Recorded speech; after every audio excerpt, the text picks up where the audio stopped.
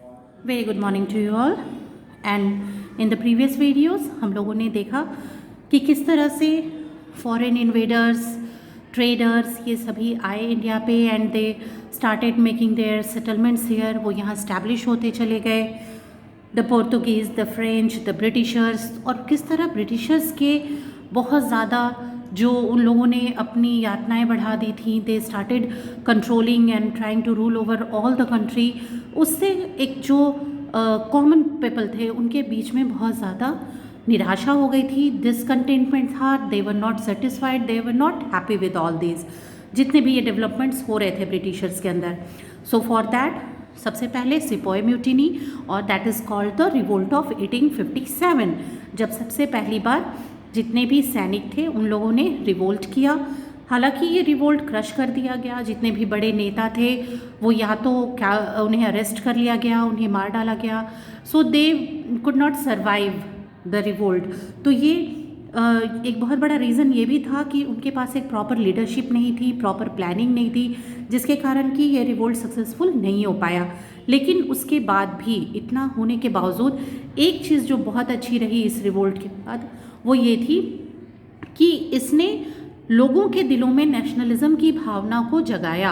उन्हें ये समझ में आया कि हमें अपने देश के लड़ना चाहिए, हमें अपने देश के लिए कुछ करना है, हमें आज़ादी चाहिए। हम बहुत ज़्यादा इस तरह से दबकर और लोगों से प्रताड़ित होकर के, और वो भी वैसे लोगों से जो बाहर से आए हैं हमारे पास बस ट्रेड करने, तो हम केवल उतने ही में दब करके नहीं रह सकते हैं, हमें आज़ादी चाहिए और हमें अपनी आवाज़ उठानी है। So for that so many movements were there, बहुत सारे इंडियन इंडिपेंडेंस मूवमेंट हुए और बहुत सारे सोशल रिफॉर्मर्स हुए उस समय, जिन्होंने समाज कल्याण के लिए बहुत ज़्यादा काम किया।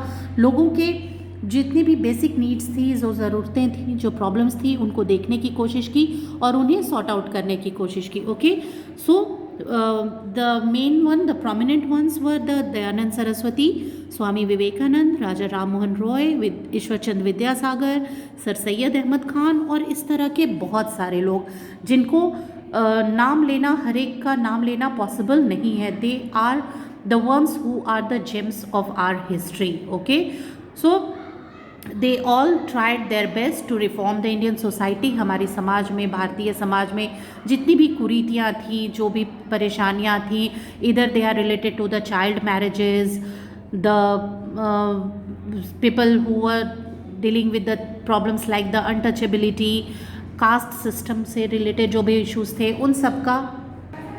So all these kind of problems and the issues were discussed and were tried to be resolved by these social reformers. Okay, they tried their best to come out of the evils of the sati, कि समाज को इन कुरीतियों के बारे में aware करें, उन्हें ये बताएं कि क्या सही है, क्या गलत है और क्या नहीं करना चाहिए, और बहुत हद तक उन्हें सफलता भी मिली। Okay, so then the Indians realized that the British had conquered India to promote their own interest and were not interested in the welfare of the Indian people. और ये बात लोगों की समझ में अब आने लगी थी कि ये जो ब्रिटिशर्स हैं ये यहाँ हमारे लिए नहीं है, ये यहाँ हमारे कल्याण के लिए, हमारी किसी भी तरह की विकास के लिए यहाँ काम नहीं कर रहे। They all are working here only for their own developments. वो यहाँ सिर्फ और सिर्फ अपने इंटरेस्ट के लिए हैं और अपने लिए काम कर रहे हैं। उन्हें इंडियंस के किसी भी तरह की किसी भावनाओं से, किसी भी तरह के डेवलपमेंट से कोई मतलब है। They are only here to crush us and take the most from our wealth and our prosperity. फिर उसी समय इंडियन नेशनल कांग्रेस की स्थापना की गई, जो कि पहली पॉलिटिकल पार्टी थी, और बहुत सारे लोग फ्रॉम द वेरियस बैकग्राउंड्स, तरह तरह के लोग जो अलग अलग बैकग्राउंड से आते थे, उन सभी लोगों ने इंडियन नेशनल कांग्रेस को ज्वाइन करना शुरू किया। Okay, and the INC was form to draw the attention of the British government to the problems faced by the Indians. और इन लोगों ने मेन क्यों इंडियन नेशनल कांग्रेस को इस्टेब्लिश किया, इसलिए फॉर्म की गई थी ये पार्टी, ताकि ब्रिटिशर्स का जो ध्यान है वो कॉमन लोगों की परेशानियों की तरफ लाया जाए। उन्हें ये बताया जा सके कि हम लोग कितने परेशान हैं, एक आम आदमी क्या चाहता है, और उसके लिए काम किया जाए। Leaders such as Gopal Krishna Gokhale, Naoroji भाई believed in the, Surendra Nath Banerjee, Dadabhai Naoroji, they all believed कि जो ब्रिटिशर्स हैं वो जस्टिस कहीं ना कहीं करेंगे और उन्हें करना चाहिए, ताकि इंडियन सिस्टम में इस तरह के रिफॉर्म्स आ सके कि एक आम आदमी सही तरीके से जी सके और वो जितनी भी बेसिक उनके प्रॉब्लम्स हैं उन्हें दूर किया जा सके। But all that was ignored by the Britishers, क्योंकि ये सब कुछ ब्रिटिशर्स इग्नोर करते चले जा रहे थे, क्योंकि उनका कोई इंटरेस्ट नहीं था यहाँ के लोगों के लिए कोई काम करने में।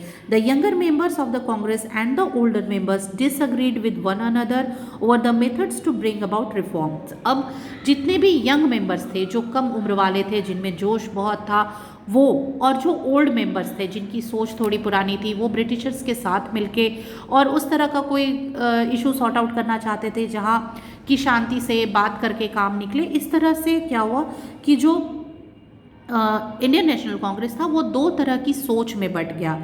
Okay, The younger members started the assertive nationalist phase of the INC in 1905। ये लोग थोड़ा सा विद्रोही स्वभाव के हो गए थे और इन्होंने अपनी बात को जोरदार तरीके से रखने की कोशिश की।